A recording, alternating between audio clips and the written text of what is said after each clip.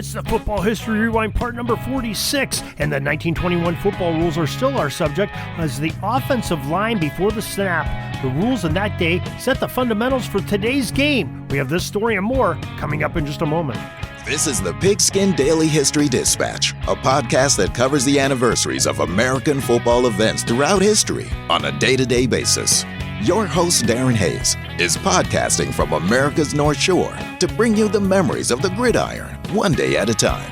So as we come out of the tunnel of the Sports History Network, let's take the field and go no huddle through the portal of positive gridiron history with PigskinDispatch.com. This podcast is part of the Sports History Network, your headquarters for the yesteryear of your favorite sport. You can learn more at sportshistorynetwork.com. Hello, my football friends. This is Darren Hayes of PigskinDispatch.com. Welcome once again to the Pig Pen, your portal to positive football history. And also, welcome to part number 46 of the Football History Rewind series as we go through football year by year. And we're still in the year of 1921 because it was such an exciting year with so much happening in there. And football in 1921 had quite a few different rules and regulations that the rules in the 21st century were really based on. This series has discussed many of them in the past few editions, but now we're going to take it a step further. This article will delve deep into Spalding's official football guidebook of 1921 and bring the actual sketches from its bindings to life once more to demonstrate another aspect of the game in the early 1920s. The reader should remember that even though the guide represents the NCAA rules of the time, these were the same rules that most high schools and even the professional ranks used as well during this era. They are the foundational rules of the game created for football's breeding ground, collegiate football. Yeah, the NFL wasn't really in existence yet in 1921, but they were as the APFA in 1920 and 1921. It became the NFL right before the 1922 season. Now, first of all, there was the positioning at the snap. We have a figure number 1, 2, and 3 up on PigskinDispatch.com for this Football History Rewind, part number 46. It shows 3 frames of what is legal and illegal for 1921 in the way that the ball was positioned in regards to the ground before the snap. Notice that the ball had to lay flat on its long axis in regards to the ground, and it had to be positioned just as it would sit naturally on the turf, as if no one was supporting it. Unlike today, where our centers can tip the ball so maybe one point is pointing up 45 degrees from the ground. No, this had to be a level plane, point to point, parallel to the ground. The ends of the ball had to be perpendicular to the line of scrimmage. Now, box in figure 1, label number 1, shows that the legal ball position would be, what it would be like. And number 2 and 3 were examples of what not to do prior to the ball being snapped. And they show the ball being, set up on its point, and another one where it's being set 45 degrees, both of which would probably be okay in today's game. Also notice how the quarterback is down on the ground. He's almost getting ready to take this ball, almost like the center, the snapper back was going to roll it to him. Doesn't have the hands right up into the backside of the center to take the snap up there. He's crouched down even lower than the center is to take the ball. So very interesting positioning indeed for what is shown here on these figures.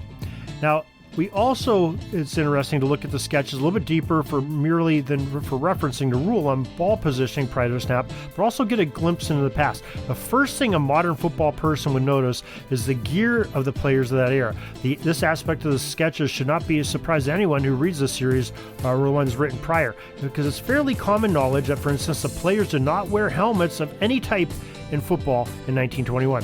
The rules of the NFHS are a bit more lax than the NCAA rules in 1921 in respect to this aspect of football. Today's rules would allow figure 1 and 3 in regards to the ball's position, as we talked about. An item that is somewhat new to us is how the quarterback is positioned to receive that ball from center. It's very interesting how he's taking that. Now, the line at positioning of the snap represents sketches in figures 1, 2, and 3 in regards to that legal and illegal lineman positioning at the snap.